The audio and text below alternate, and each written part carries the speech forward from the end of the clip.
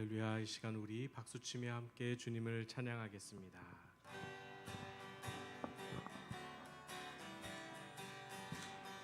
오랫동안 모든 죄 가운데 빠져 더럽기가 한량 없던 우리들 아무 공로 없이 구원함을 얻어 하나님의 자녀 지금 되었네. 주의 그 사랑 한량 없도다. 찬송할지어다 예수의 공로. 주의 그 사랑 한량 없도다. 찬송할지어다 예수의 공로. 주의 보혈로서 정결하게 씻겨 죄악에서 떠난 몸이 되었고 세상 근심 부른 간 곳 없어지니 하나님의 빛이 영화롭도다. 주의 그 사랑 한량 없도다. 찬송할지어다 예수의 공로. 주의 그 사랑 한량 없도다. 찬송할지어다 예수의 공로. 죄의 깊은 잠과 뜬 세상의 꿈을 어서 깨어나라 나의 친구여.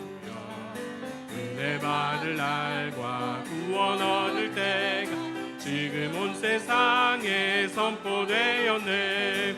주의 그 사랑 한량 없도다. 찬송할지어다 예수의 공로. 주의 그 사랑 한량 없도다.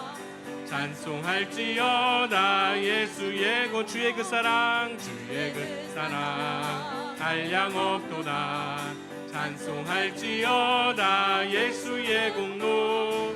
주의 그 사랑 한량 없도다. 찬송할지어다 예수의 공로. 목마른 내 영혼 주가 이미 허락한 그 귀한 영생수 주여 갈망합니다. 그 약속 따라서 힘써 간구하오니 오 주여 내 기도 어서 들어주소서.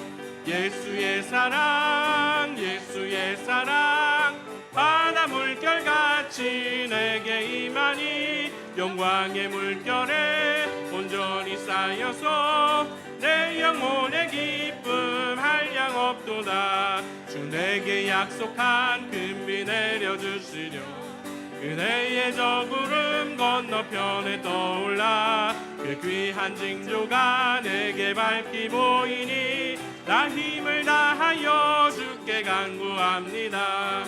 예수의 사랑 예수의 사랑 바다 물결같이 내게 임하니 영광의 물결에 온전히 쌓여서 내 영혼의 기쁨 한량 없도다.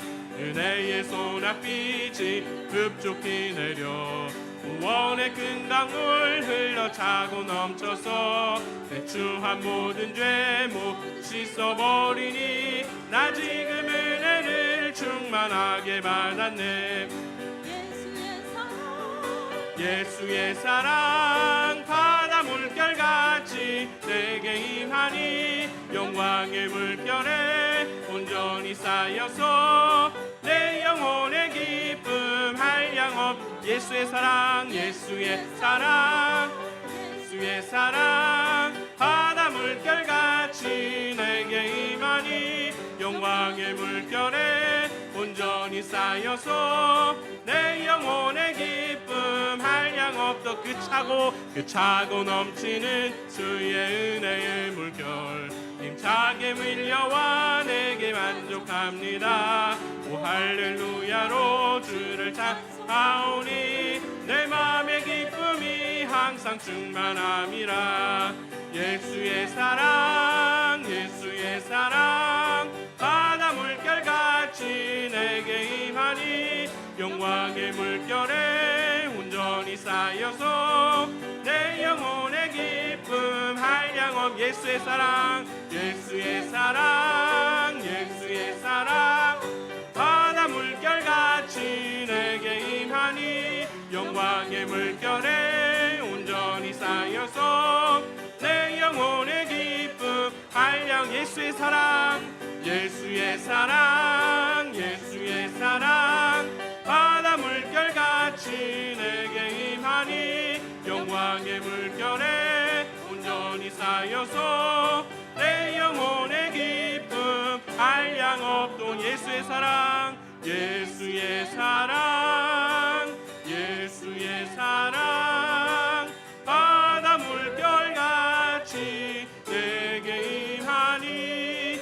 영광의 물결에 온전히 쌓여서 내 영혼의 기쁨 한량없도다.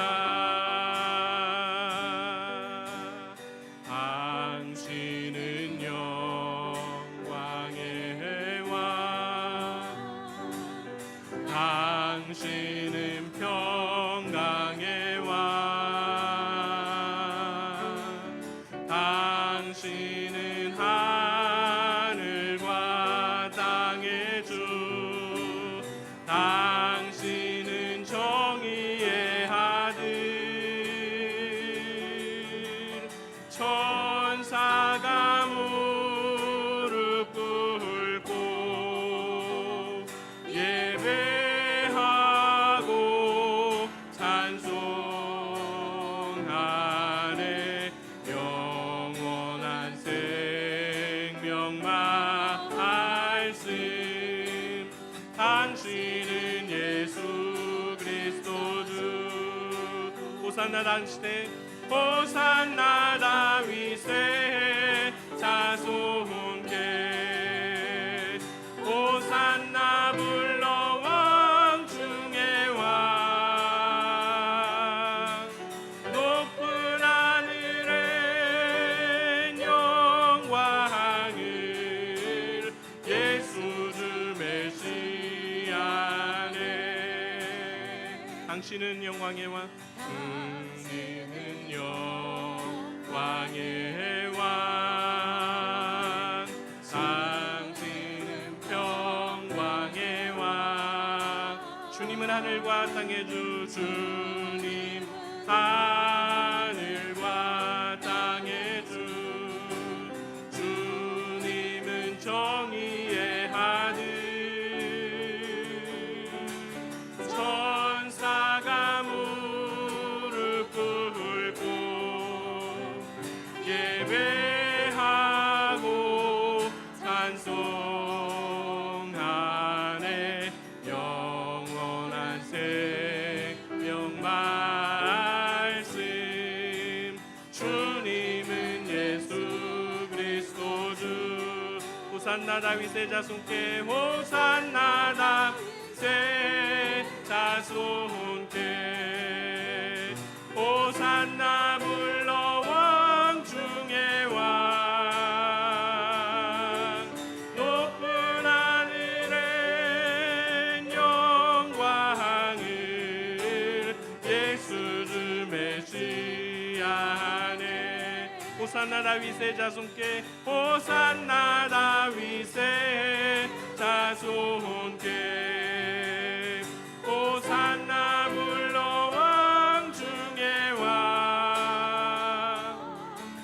높은 하늘엔 영광을 예수 주 메시아네. 내 사모하는 주님, 온 세상 구주시라. 내 사모하는 주님, 영광의 왕이시라. 주님 다시 오실 때까지, 주님 다시 오실 때까지 나는 이 길을 가리라. 좁은 길, 나의 십자가 지고, 나의 가는 이 길 끝에서, 나의 가는 이 길 끝에 나는 주님을 보리라. 영광에 내 주님 나를 맞아주시니. 주님 다시 오실 때까지, 주님 다시 오실 때까지 나는 일어나 달려가리라. 주의 영광 온 땅 덮을 때 나는 일어나 노래하리. 내 사모하는 주님 온 세상 구주시라. 내 사모하는 주님 영광의 왕이시라. 내 사모하는 주님 온 세상 구주시라. 내 사모하는 주님 온 세상 구주시라. 내 사모하는 주님 영광의 왕이시라. 이 시간 왕 되신 우리 예수님 앞으로 나아가며 묵상하며 기도하겠습니다.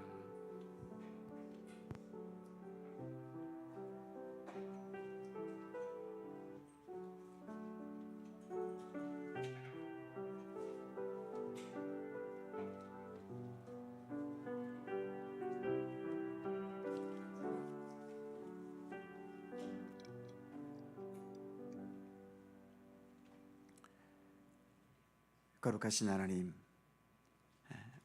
오랜만에 비가 내리는 가운데 오늘도 이 저녁 주님을 사모하는 마음으로 불편한 날씨에도 주님 전에 나와 함께 찬미하며 예배할 수 있는 은총을 주셔서 감사합니다. 주님의 말씀으로 나아가고 또 찬미와 기도를 통하여 하나님께 우리의 마음과 중심을 올려드릴 때 하나님께 영광이 되고 우리 모두에게 하늘의 평강과 주의 은혜와 사랑으로 더 충만한 이 시간 되게 하여 주옵소서. 모든 시간 주님 친히 주관하시기를 원하옵고 예수님의 이름으로 기도드립니다. 아멘. 찬송 한 곡도 하죠. 210장 찬송하시고 김윤혜 권사님 기도하시겠습니다.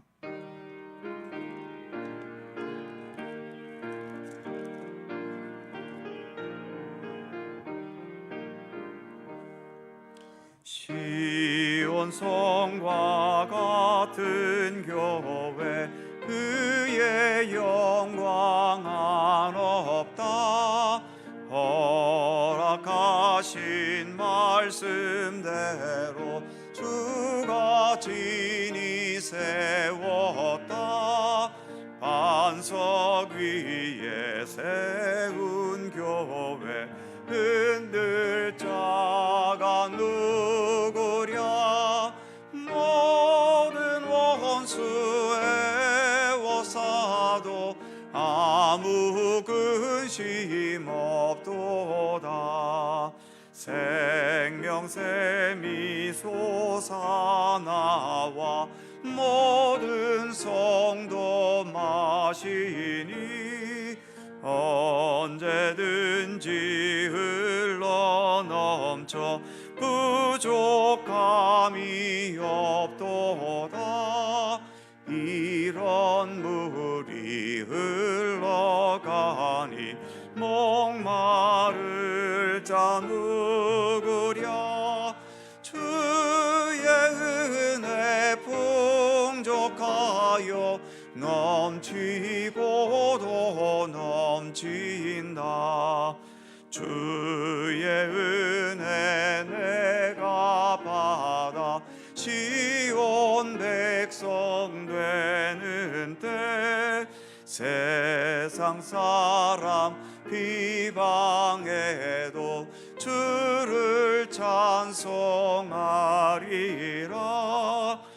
예상 헛된 모든 영광 어찌만 개 같으나 주의 자녀 받을 복은 영원 무궁하도다.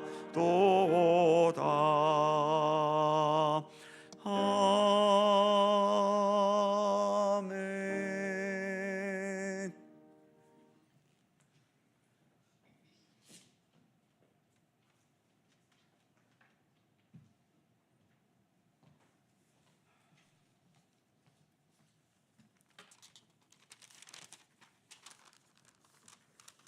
사랑과 은혜가 많으신 하나님 아버지, 특별 새벽 기도를 주님의 은혜로 마치게 하시니 감사합니다.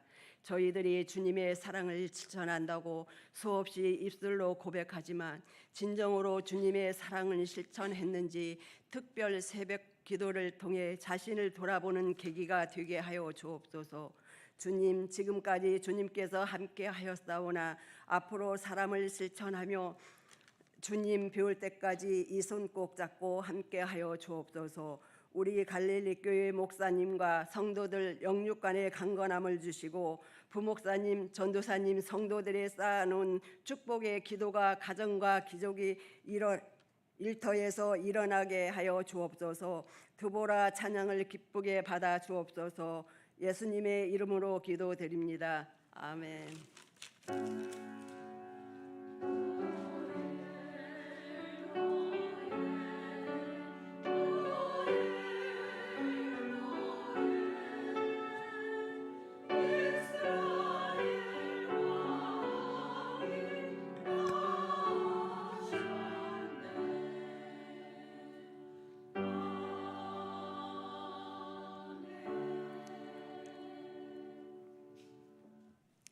성경 말씀 함께 보지요. 구약 성경 민수기 2장 1절입니다.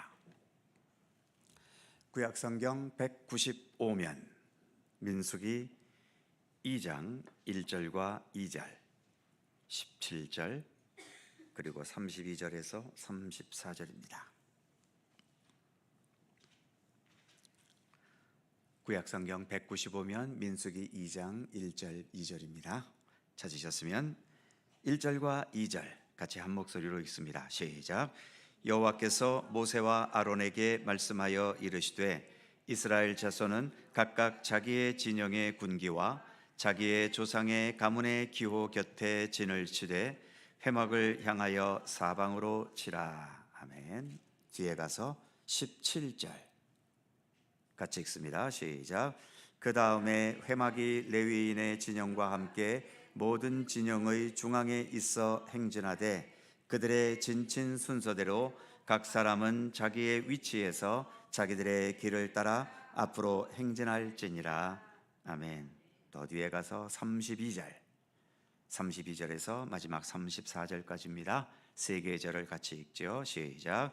이상은 이스라엘 자손이 그들의 조상의 가문에 따라 계수된 자니 모든 진영의 군인 곧 계수된 자의 총계는 60만 3,550명이며 레위인은 이스라엘 자손과 함께 계수되지 아니하였으니 여호와께서 모세에게 명령하신과 같았느니라. 이스라엘 자손이 여호와께서 모세에게 명령하신 대로 다 준행하여 각기 종족과 조상의 가문을 따르며 자기들의 길을 따라 진치기도 하며 행진하기도 하였더라. 아멘. 오늘도 이 말씀 속에서 주님의 크신 은혜가 함께 하실 것을 믿습니다. 더불어 찬양대 찬양합니다.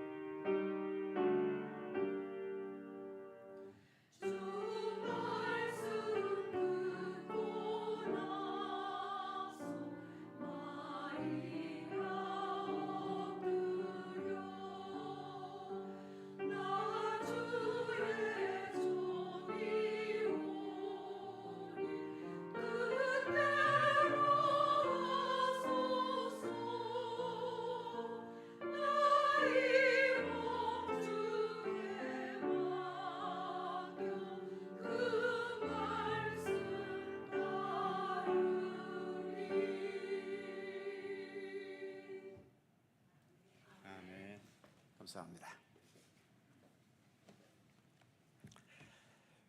자, 이제 구약성경 네 번째 책인 민수기를 한 두 주 생각해 보겠습니다. 민수기라고 하는 성경, 민수기의 민자는 백성 민자고 수는 숫자 할 때 숫자죠. 그래서 백성들의 숫자를 세는, 다른 말로 표현하면 인구조사가 민수기 첫 부분과 그리고 끝부분에 두 번 인구조사가 있어서 아마 그것 때문에 책 이름의 제목을 민수기라고 줬는지도 모르겠어요.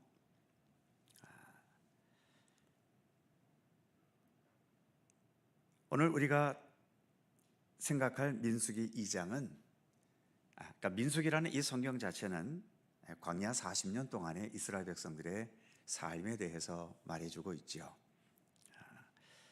아무래도 광야라고 하는 사막과 같은 그 열악한 조건 속에서 사는 것이기 때문에 그 속에서 살아가는 백성들의 삶은 사실 힘들 수밖에 없지요.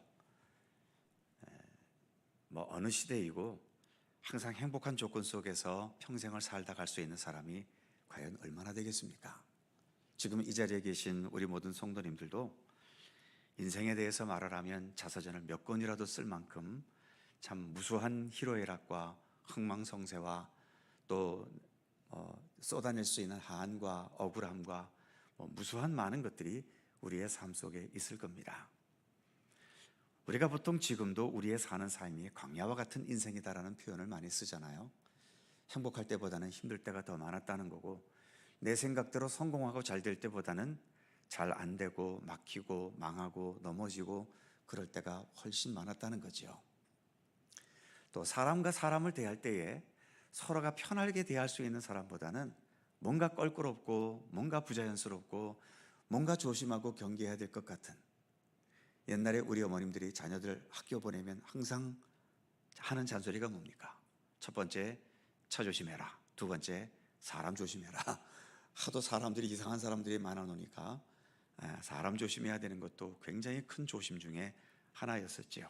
그건 오늘날도 그렇게 크게 다르지 않은 것 같아요. 어차피 우리의 삶이라는 게 행복하다 불행하다라고 하는 게, 물론 뭐 돈이 많고 적고 하는 일이 잘 되고 안 되고 해도 행복과 불행이 어느 정도 작용은 합니다만, 역시 대부분의 행복과 불행은 사람 때문입니다. 돈이 없어도 정말 서로 잘 맞고 서로 이해하고 모든 것을 용납해 줄 수 있는 그런 관계 속에 우리가 살아갈 수 있는 사람이 있다면 그 삶은 행복한 거죠. 아무리 떼돈을 갖고 있어도 서로 간에 물고 뜯고 싸우고 가족들끼리도 등 돌리고 살면은 그것이 어찌 행복이라고 할 수 있겠습니까? 그렇기 때문에 지금 이 시대에도 역시 우리가 행복하고 말고는 어떤 삶의 환경 그 자체보다는 사람에게 더 많이 달려 있다라고 할 수 있는 거죠.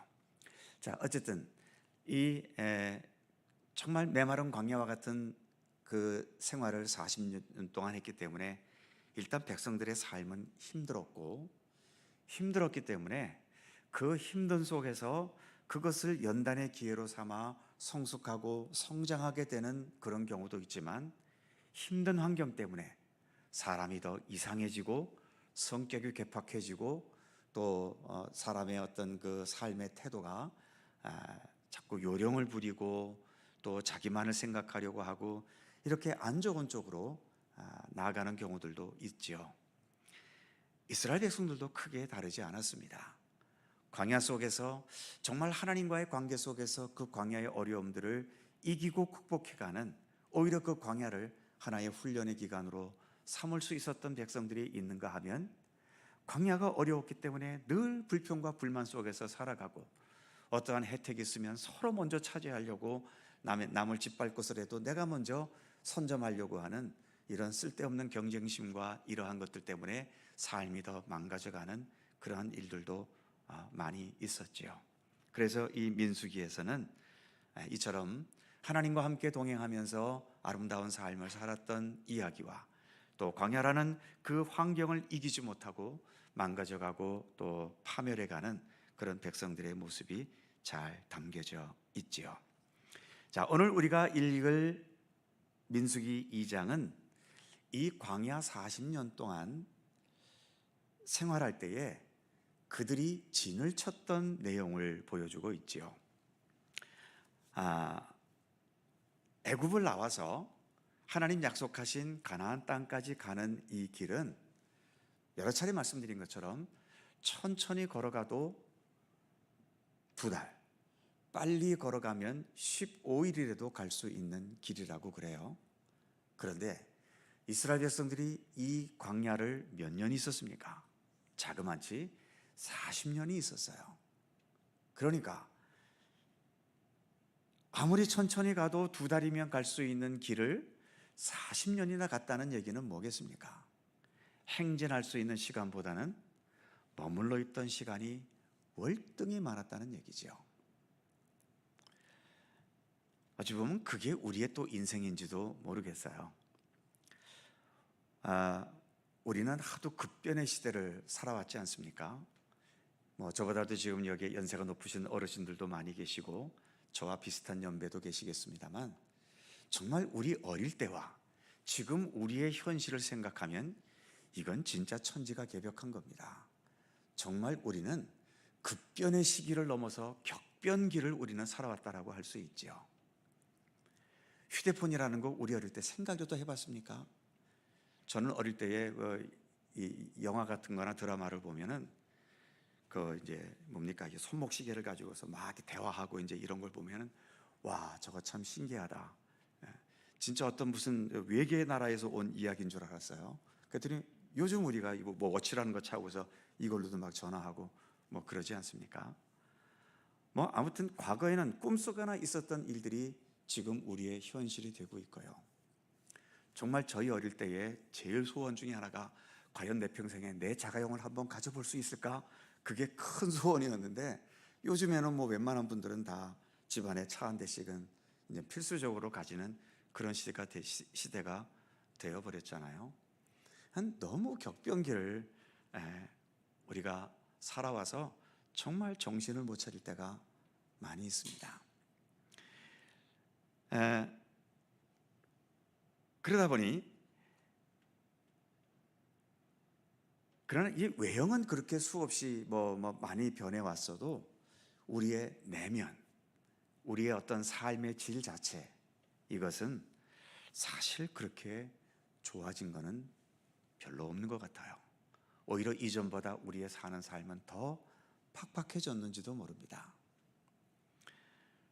정말 자꾸 또 어릴 때 얘기하면 또 꼰대라고 하는데, 저희 어릴 때는 무슨 노는 것이 놀이기구가 제대로 있었습니까? 다 흙 갖고 장난하고, 또 숙제장 같은 거 뜯은 거 접어가지고 딱지치기 놀이하고, 다 그렇게 해서 어릴 때 놀았지 않습니까? 지금 애들은 게임기가 하나씩 다 들려 있고, PC방에 가면 하루 종일 게임을 할 수 있어도 요즘 애들은 저희 어릴 때보다도 절대로 행복한 것 같진 않아요.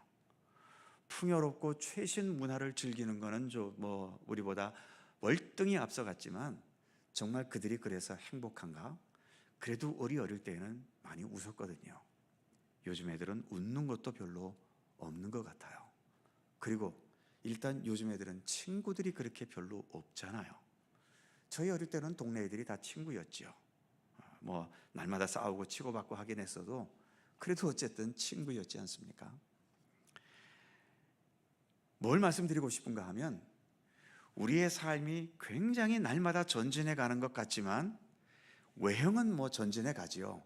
과거보다도 수입도 많아졌고, 또 여러 가지 생활하는 것이나 문화나 문명에 있어서는 분명 앞서가고 있는 것은 사실인데, 우리의 이 삶 자체는 그렇게 진전하고 있지 않아요. 오히려 퇴보하고 있는지도 모릅니다. 이스라엘 백성들이 광야 40년에 있으면서 2달이면 갈 수 있는 길을 40년 동안 갔다는 것은 앞으로 전진하는 시간보다는 머물러 있는 시간이 더 많았다는 얘기고, 앞으로 전진해 가는 만큼 뒤로 후퇴하는 시간들도 많이 있었다는 얘기죠. 그래서 이들은 행진할 때도 있었고, 그래서 머물러서 진칠 때도 있었고, 그래서 이 진칠 때에는 어떻게 진을 쳐야 되고, 행진할 때에는 어떤 절차와 질서를 가지고 행진해야 될지, 이것이 굉장히 중요했죠. 그게 광야 생활의 가장 중요한 기본이었던 겁니다. 바로 민수기 2장이 이스라엘 백성들의 가장 기본이 되는 질서, 머물 때에는 어떻게 머물고 행진할 때에는 어떻게 행진해야 될 것인지 그 내용을 담고 있는 거지요. 자, 유인물을 보시면 1번에 진을 칠 때와 칠 때의 배치와 행진 시의 배치라고 되어 있고, 밑에 그림이 있죠. 왼쪽의 그림이 진을 쳤을 때의 그 형태이고, 오른쪽에 글씨만 써놓은 것이 행진할 때의 그 순서를 말해주고 있는 거죠. 자, 먼저 왼쪽의 그림을 보시면 맨 가운데 성막이 있습니다. 그래서 진영 중심에 언제나 성막이 있고, 이건 진칠 때이죠.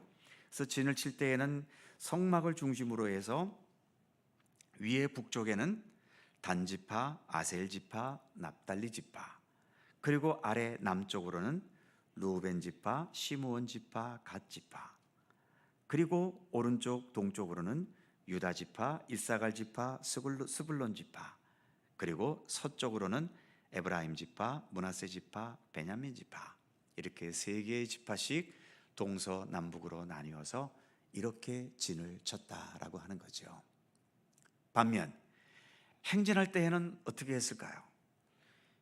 왼쪽과 같은 모습으로 행진하기는 어려우니까, 그래서 줄을 길게 만들기 위해서 행진을 하는데, 맨 앞에 유다 지파, 이사갈 지파, 스불론 지파가 맨 앞서서 행진하고, 그 다음 뒤따르는 것이 성막이 뒤따르는데, 이 성막은 레위 자손 중에서 게르손 자손과 무라리 자손들이 성막을 들고 그렇게 행진을 했죠. 그 뒤를 루벤 지파, 시므온 지파, 갓 지파가 따라가고, 또 그 뒤를 성막 안에 설치된 여러 성물들을 고핫 자손이 들고 갔고요. 그 뒤를 에브라임 지파, 므낫세 지파, 베냐민 지파, 또 맨 뒤에 단 지파, 아셀 지파, 납달리 지파, 이렇게 해서 행진의 순서를 삼았다는 겁니다. 그래서 수많은 사람들이 진치고 이동할 때에 혼선이 없이 이 질서를 따라서 진치고 움직이면 어떤 동선의 그 혼란도 없이 질서정연하게 움직여질 수 있었던 거죠. 중요한 것은 진칠 때에 그 사방 진의 중심에 무엇이 있다? 성막이 있다는 겁니다. 그래서 성막은 언제나 이스라엘 백성들 중심에 딱 서서 중심을 잡고, 그래서 그 성막을 중심으로 이스라엘 백성들이 하나로 뭉쳐지는 이제 그런 형태를 보여주고 있는 거죠. 행진할 때는 어떻습니까? 성막이 중간중간에 있죠. 두 번째 줄에 성막이 있고 네 번째 줄에 성물이 있습니다. 그러니까 성막과 성물이 있고 그 중간중간 앞뒤로 이스라엘 백성들이 그것을 어찌 보면 보호하는 것 같은, 그래서 이 성막을 우리가 지켜야 된다라고 하는 이제 그런 의미가 담겨져 있는 거죠. 그리고 여전히 성막이 이렇게 안속에 들어 있음으로 인해서 그 행진 속에서도 성막과 성물은 그 행진의 중심을 잡고 있다는 것을 보여주고 있는 겁니다.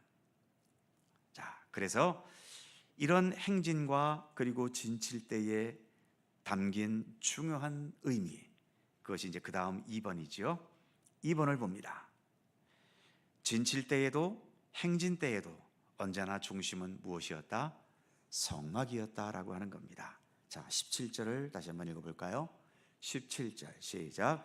그 다음에 회막이 레위인의 진영과 함께 모든 진영의 중앙에 있어 행진하되, 그들의 진친 순서대로 각 사람은 자기의 위치에서 자기들의 길을 따라 앞으로 행진할지니라. 아멘. 자, 회막이 모든 진영의 중앙에 있다, 중심을 잡고 있다는 거죠.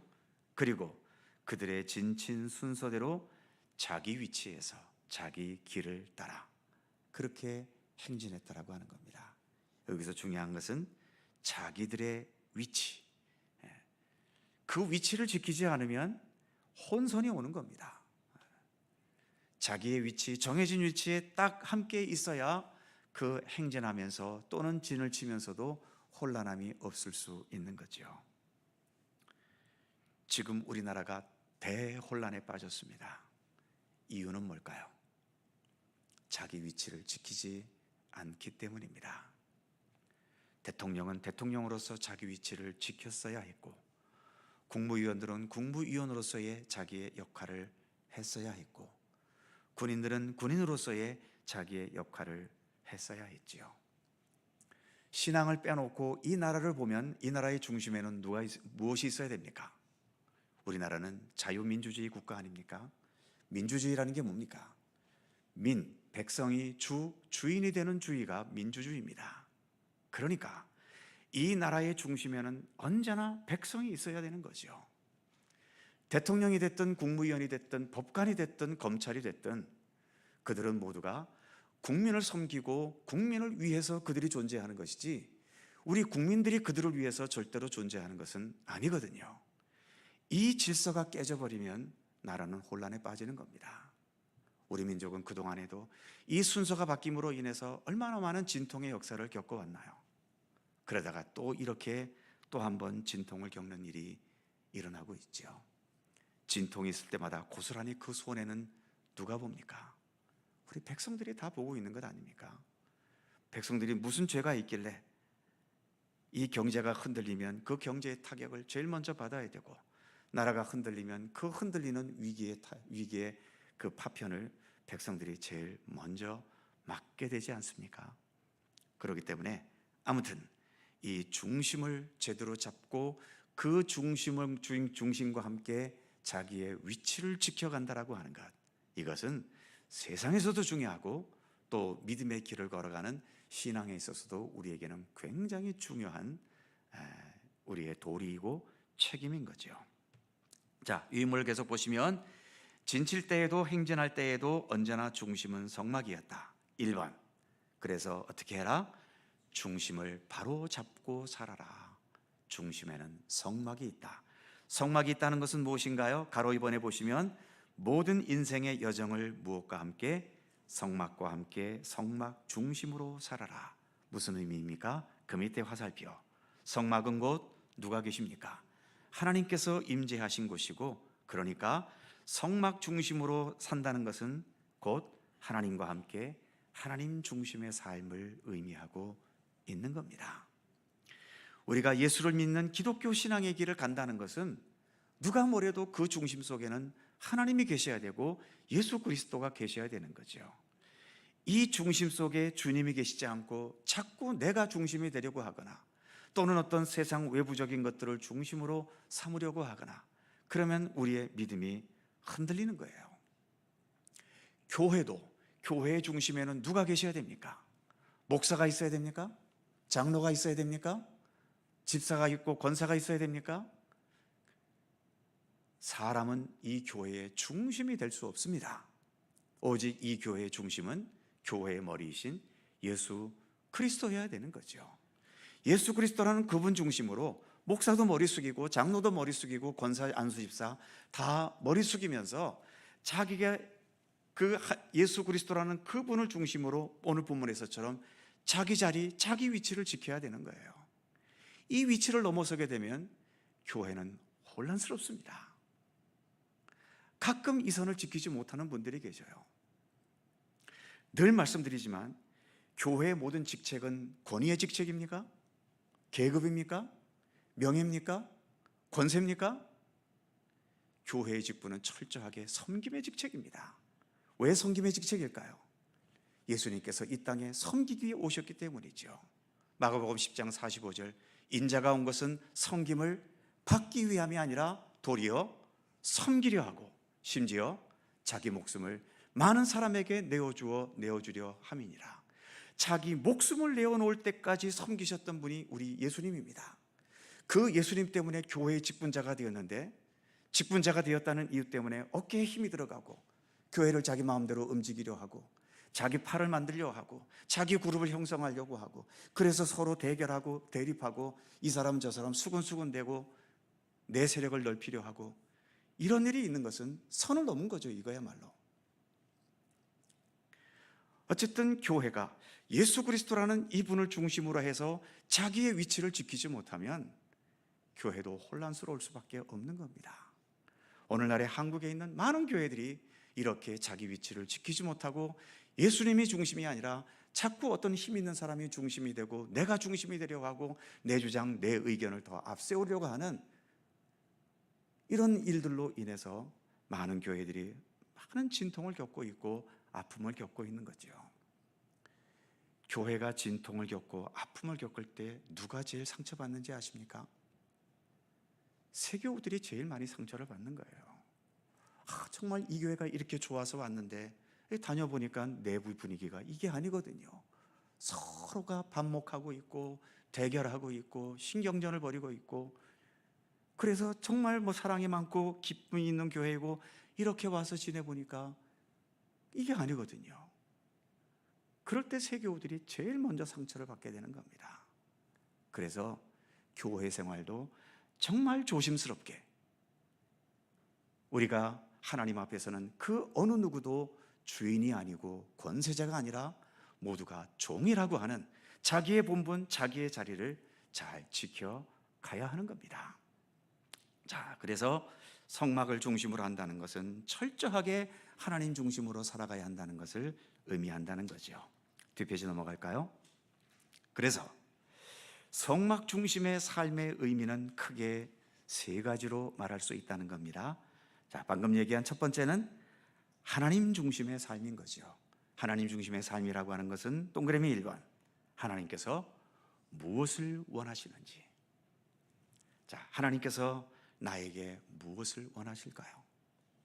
하나님께서 우리 교회를 통해 무엇을 원하고 계실까요? 그리고 하나님께서 이 나라와 이 민족을 통해 어떠한 일들이 행해지고 이루어지기를 원하고 계실까요? 우리는 내가 원하는 것이 아니라 하나님께서 무엇을 원하시는지를 말씀을 통해서 계속 알아가려고 해야 하는 겁니다.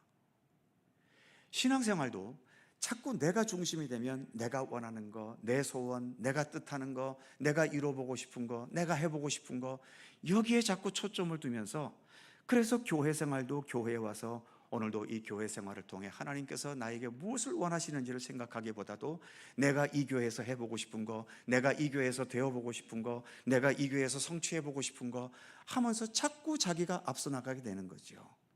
선을 벗어나는 겁니다. 그러면 혼란이 오는 거예요. 그래서 하나님 중심의 삶이라고 하는 것은 하나님께서 무엇을 원하시는지를 늘 생각하는 겁니다. 두 번째, 삶의 목적, 삶의 방법도 하나님 중심으로 두는 거죠.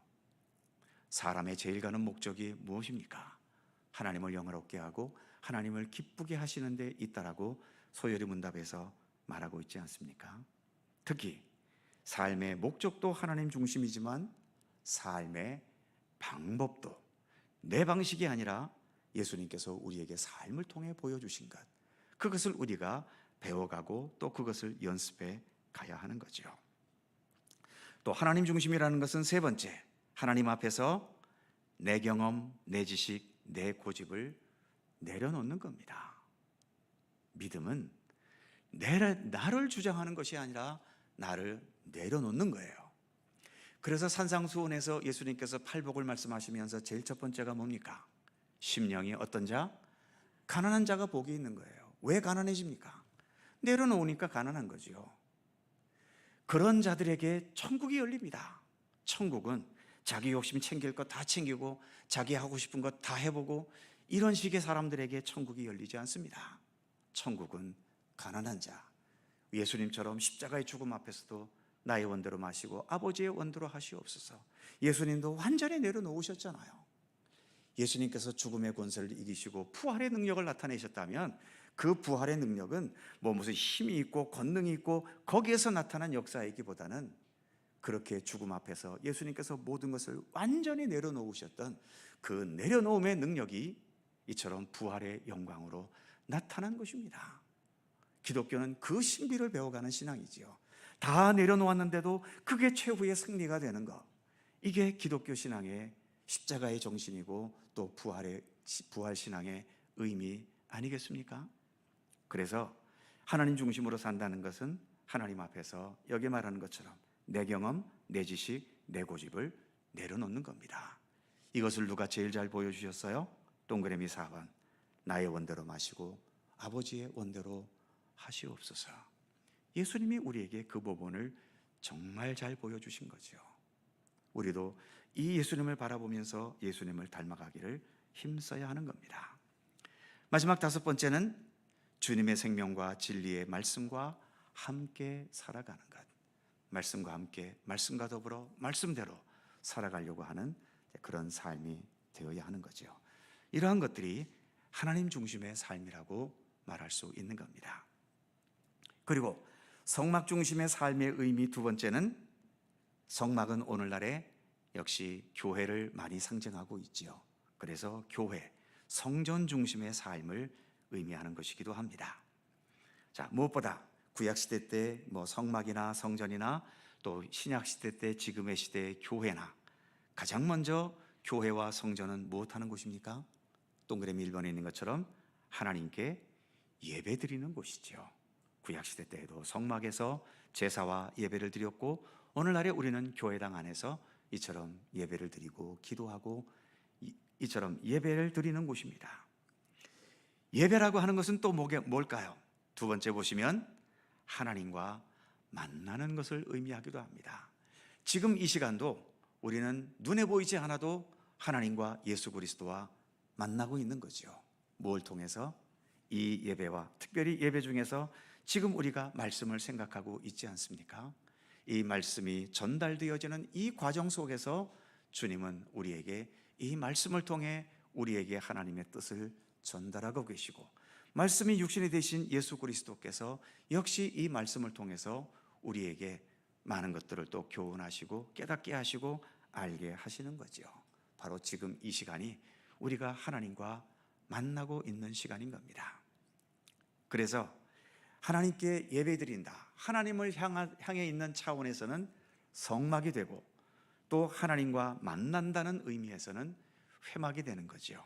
그래서 이 성경에 보면 어떨 때는 성막이라고 말하고 어떨 때는 회막이라고도 말하기도 하는데, 똑같은 그 성막이지만 하나님께 제사하고 예배하는 의미에서 말할 때는 성막이라고 하고, 거기에서 우리가 하나님을 만난다는 의미를 담아서 말할 때에는 회막이라는 용어를 쓰고 있는 거죠.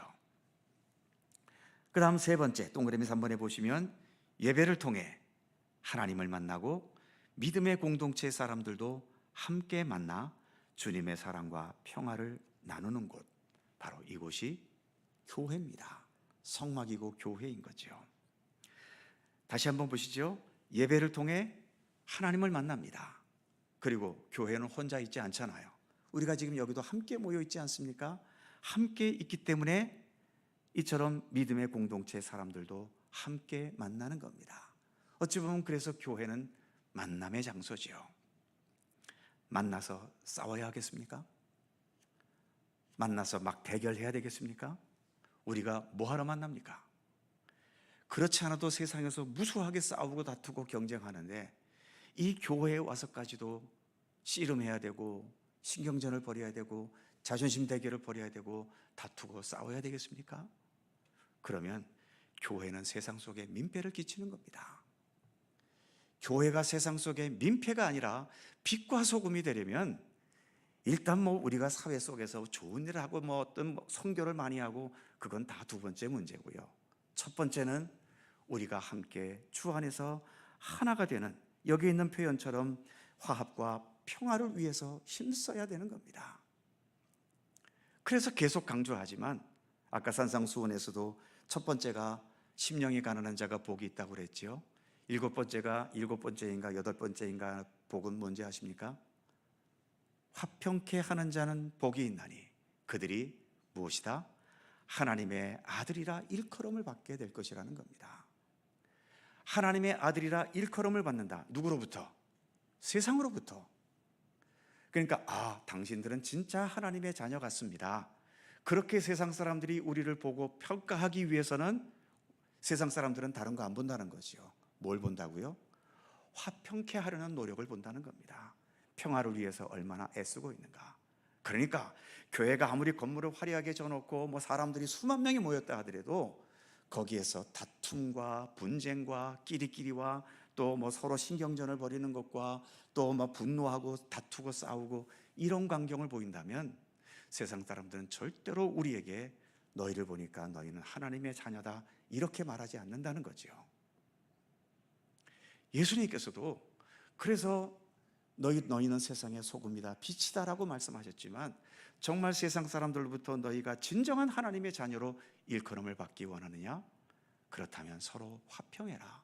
화평케 하는 자가 복이 있나니 그들이 하나님의 아들이라 일컬음을 받게 될 것이다. 심지어 마태복음 5장 중간 부분에서는 무슨 말씀까지도 하십니까? 너희가 형제들과 서로 다투었을 때에 하나님께 예물을 드려야 할 일이 있다면 먼저 어떻게 해라?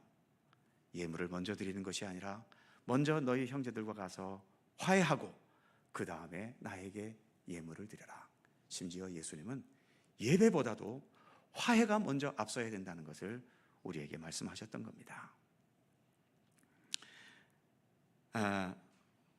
보통 이제 우리 주일 예배 때나 뭐 오늘 수요 기도에도 마찬가지겠습니다만 우리가 서로 사랑 인사 나눕시다. 이것을 예배 시작 부분에 합니까? 중간 부분에 합니까? 끝 부분에 합니까? 우리는 주로 끝 부분에 하지요.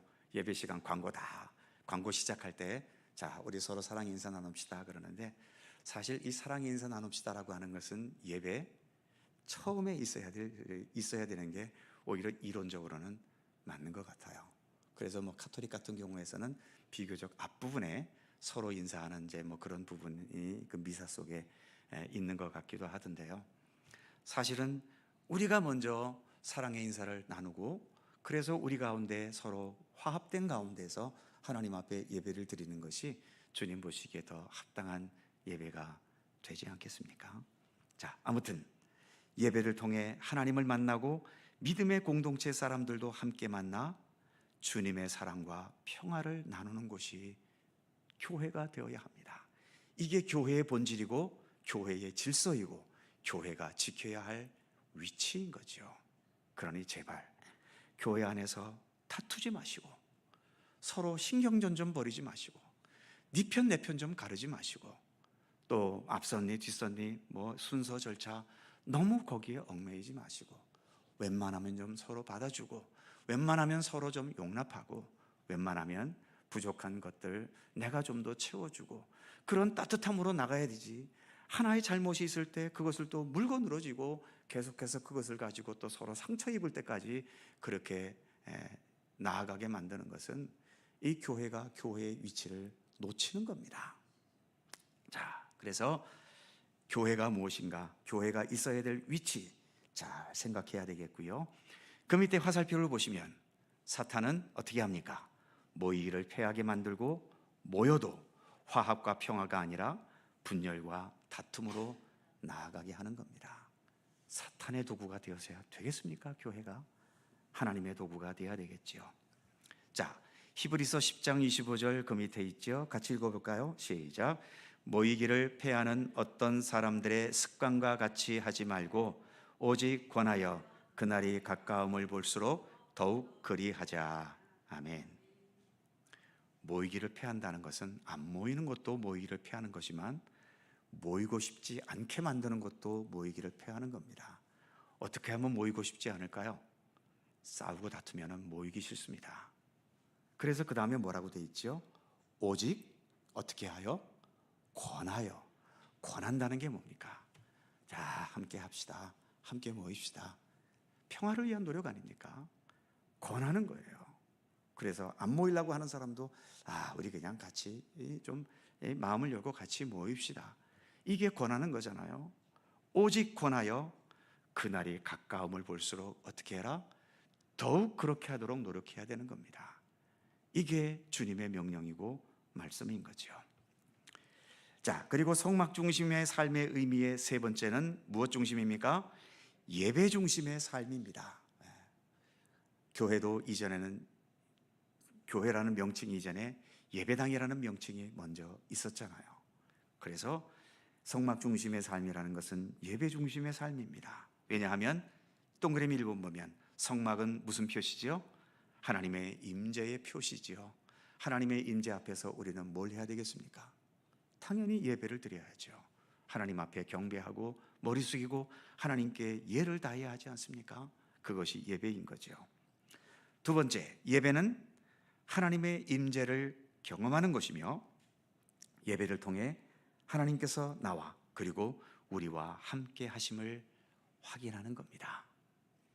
물론 여러분들이 매일매일 살아가면서 일상 속에서도 언제든 하나님이 나와 함께 하신다는 것을 항상 믿고 살 수 있으면 더욱 좋겠지만 그렇게 수준 높은 믿음의 사람들은 많지 않지요. 대부분 우리는 그냥 바깥 세상에서는 하나님을 잊어버린 채 지내는 시간들이 대부분이고 또 임재를 확인한다 하더라도 그냥 머릿속에서 잠시 생각하고 지나가지 하나님의 임재가 느껴졌을 때 그 자리에서 무릎 꿇고 기도할 수 있는 경우가 얼마나 있겠습니까? 하지만 어쨌든 교회당 안에 이렇게 들어오면 내가 하나님 앞에 나왔구나 하면서 기도하게 되고 찬송하게 되고 듣기 싫어도 또 말씀을 들어야 되고 그래서 하나님과의 교류가 있게 되지 않습니까? 그렇기 때문에 예배는 하나님의 임재를 경험하는 것이고 또 예배를 통해서 내가 하나님 안에 있구나, 하나님께서 오늘도 나를 통해 역사하고 계시구나 하는 것을 인식하고 확인할 수 있는 거죠. 그리고 마지막 세 번째, 주일 예배뿐 아니라 개인과 가정의 경건의 시간이 필요하고 일상생활도 몸으로 드리는 예배로 인식하면서 하나님 중심의 삶을 이어가야 하는 것입니다. 그래서 민수기에서 이렇게 진을 쳤을 때의 그 형태 그리고 행진할 때의 형태, 둘 다 형태는 조금씩 다르지만 공통적인 것은 그 중심에 언제나 성막이 있었다. 성막이 있었다는 것은 첫 번째 하나님 중심, 두 번째 교회 중심, 세 번째 예배 중심, 바로 이 중심이다. 이것을 우리에게 가르치신 것이다 라는 것을 인식하실 수 있었으면 좋겠습니다. 여기까지 진행합니다. 기도하겠습니다. 오늘의 말씀을 생각하시면서 함께 한 목소리로 잠시 기도하지요. 하나님, 나의 삶이 성막 중심, 즉 하나님 중심의 삶, 교회 중심의 삶, 예배 중심의 삶이 되게 해 주시옵소서. 특별히 우리가 주님 중심으로 더 믿음이 건강하게 굳건하게 세워져서 이 무질서하고 어두운 세상 속에서도 언제나 진실한 하나님의 사람으로서 참되게 또 진실하게 살아갈 수 있기를 각자의 믿음을 위해 기도하실 수 있기를 바랍니다. 특별히 나라와 민족을 위해서 더 집중적으로 기도해 주시기를 부탁드립니다. 이 혼란의 시기 잘 극복할 수 있도록 책임질 것 책임지고 또 모든 나라를 이끌어가는 사람들이 자기 위치를 다시 한번 확인하면서 그래서 혼란한 질서가 깨진 이 현실의 질서를 속히 잡고 이 위기를 극복하고 새로운 역사가 또 펼쳐져 갈 수 있도록, 그리고 지금은 잠시 혼란이지만 이 혼란을 계기로 이 민족이 더 바른 민족으로, 정의로운 민족, 진실한 민족, 강건한 민족으로 새롭게 거듭날 수 있게 되도록 이 나라를 위해 특별히 기도해 주시기를 바랍니다. 여러 환우들과 어려움 가운데 있는 우리의 이웃들을 생각하시면서도 기도해 주시기 바랍니다. 그리고 더 나아가 우리 교회가 더 예수 그리스도 반석 위에 굳건히 세워져서 언제나 예수님 중심으로 하나가 되고 사랑이 있고 평화가 있고 기쁨과 감사가 풍성한 우리 교회가 되기를 위해서 기도해 주시기 바랍니다. 통성으로 2, 3분 함께 간절히 기도합니다. 거룩하신 아버지 하나님, 은총과 사랑을 감사드립니다. 오늘 이 저녁도 주님 앞에 함께 머리 숙여 찬미하며 예배하며 기도합니다. 거룩하신 아버지 하나님, 오늘 민수기에 나와 있는 백성들이 머무를 때의 진과 행진할 때의 그 형태들을 우리가 함께 살펴보았습니다. 그 중심에는 언제나 주님이 계셨고 성막이 있었음을 우리가 또 생각해 보았사오니, 하나님, 우리가 교회에 있을 때나 세상에 있을 때나 함께 있을 때나 홀로 있을 때나 주님은 언제나 우리의 중심에 계셔야 함을 늘 잊지 않게 하여 주옵소서. 특히 믿음의 공동체인 교회는 언제나 하나님 중심, 예수 그리스도 중심에 이 중심을 흐트러뜨리지 않아야 함을 늘 깨닫게 하여 주옵소서. 그래서 더 진실하게 주 안에서 한 몸이 되어 아름다운 사랑의 공동체로, 믿음의 공동체로 우뚝 건강하게 설 수 있도록 우리 가운데 함께 하시기를 원하고 기도합니다. 아버지 하나님, 다시 한번 저희들 모두에게 크시는 정과 주의 자비를 더하여 주시고, 아버지 하나님, 우리도 건강하고 아름다운 교회로 온전히 설 수 있도록 우리 가운데 함께 하시기를 원하고 기도합니다. 이 나라와 이 민족을 하나님 불쌍히 여겨 주시옵소서. 이렇게 생각지 않던 아버지 압제로 인하여서 온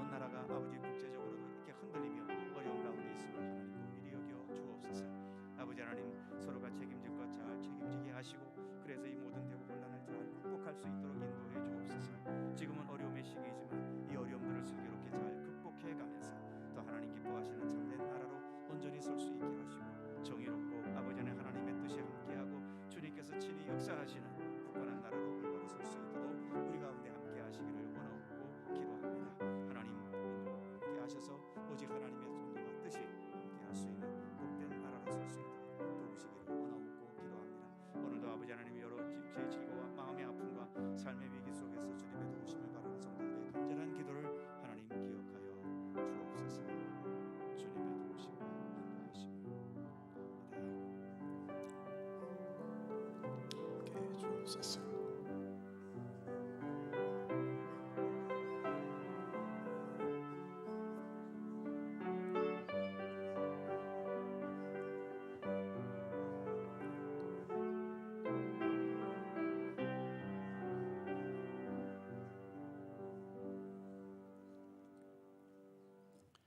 사랑의 하나님, 이스라엘 백성들이 머무를 때나 행진할 때에나 언제나 성막은 그 중심에 있었음을 우리가 함께 살펴보았습니다. 하나님은 언제나 24시간 1년 365일 아니 우리 평생에 이르도록 우리 중심에 계셔야 할 분임을 믿습니다. 우리가 이처럼 주님을 믿는 믿음의 길에 들어서 싸우니 이제 내 중심의 것들을 하나하나 더 내려놓게 하시고 내 안에 온전히 예수 그리스도로 충만히 채워지는 오직 예수 그리스도 중심의 참된 믿음으로 향해 가도록 함께하여 주옵소서. 사도 바울의 고백과 같이 나는 예수 그리스도 십자가와 함께 죽었고 이제 내 안에는 내가 살아있는 것이 아니라 예수 그리스도께서 살아계신다고 고백했던 그 고백과 같이 더 철저히 예수 그리스도 중심의 믿음을 회복해 갈 수 있도록 우리 가운데 함께하여 주옵소서. 우리의 교회도 교회의 머리가 예수 그리스도가 아닙니까? 그 어느 누구도 머리 되려는 욕망을 내려놓게 하시고 오직 예수님께 그 머리의 자리를 내어드리고 우리는 철저한 주님의 종들로서 섬김과 또 헌신과 주님의 뜻을 받들어야 하는 그러한 참된 주님의 백성으로서의 그 자기 위치를 잘 지켜 나갈 수 있도록 우리 가운데 함께 하시기를 원하옵고 기도합니다. 혼란 가운데 있는 이 나라와 이 민족을 하나님 긍휼히 여겨 주시옵소서. 잠시 동안의 혼란임을 믿습니다. 오히려 이 혼란들을 우리가 지혜롭게 극복해 가면서 더 성숙하고 더 정의롭고 더 굳건하고 더 하나님께서 함께 하시고 돌보시는 강건한 나라로 온전히 세워질 수 있도록 도우시기를 간절히 빌고 원합니다. 우리 민족도 역사 속에 얼마나 많은 굴곡이 있었고 얼마나 많은 아픔들이 있어 왔습니까? 그 아픔들을 딛고 일어서면서 오늘날 여기까지 왔사오니 지금 겪고 있는 이 혼란과 어려움도 또 새로운 단계로 나아가기 위한 하나의 발판이 될 것을 믿습니다. 이념과 사상과 각자의 의견을 떠나 나라와 민족을 위해서 더 뜨거운 열정으로 기도하게 하시고 그 기도의 열매로 이 민족이 더 굳건하게 설 수 있도록 하나님 도우시고 함께해 주시옵소서. 오늘 이 저녁도 함께한 모든 성도들 일일이 기억하시고 우리의 기도에 응답해 주시며 늘 주님과 동행하는 믿음의 기쁨과 즐거움들을 더 깊이 경험해가는 주님의 백성들 삼아 주시옵소서. 감사드리며 우리 주 예수 그리스도의 이름으로 기도드립니다. 아멘. 자, 서로 사랑의 인사 잠시 나누시고요. 평안하시고 좋은 일들 많으시기 바랍니다. 고맙습니다. 자세한 교회 소식은 주보를 참조하시기 바랍니다. 452장 찬송하시고 주님 가르친 기도하겠습니다.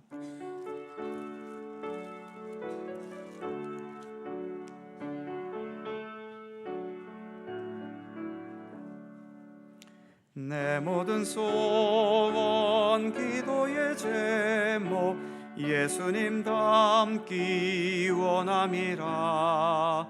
예수님 형상 나 있기 위해 세상에 보았기잖네. 예수님 닮기 내가 원하네. 날 구원하신 예수님을 내 마음속에 지금 거둬사 주님의 형상 인치소서. 무한한 사랑 풍성한 긍휼 슬픈 자 위로하시는 주. 길 잃은 죄인 부르는 예수 그 형상 담게 하옵소서. 예수님 닮기 내가 원하네. 날 구원하신 예수님을 내 마음속에 지금 거둬사 주님의 형상 인치소서. 겸손한 예수 거룩한 주님 원수의 멸시 참으시사 우리를 위해 고난을 받은 구주를 닮게 하옵소서. 예수님 닮기 내가 원하네. 날 구원하신 예수님을 내 마음속에 지금 거둬사 주님의 형상 인치소서. 아멘. 하늘에 계신 우리 아버지, 아버지의 이름을 거룩하게 하시며 아버지의 나라가 오게 하시며 아버지의 뜻이 하늘에서와 같이 땅에서도 이루어지게 하소서. 오늘 우리에게 일용할 양식을 주시고 우리가 우리에게 잘못한 사람을 용서하여 준 것 같이 우리 죄를 용서하여 주시고 우리를 시험에 빠지지 않게 하시고 악에서 구하소서. 나라와 권능과 영광이 영원히 아버지의 것입니다. 아멘.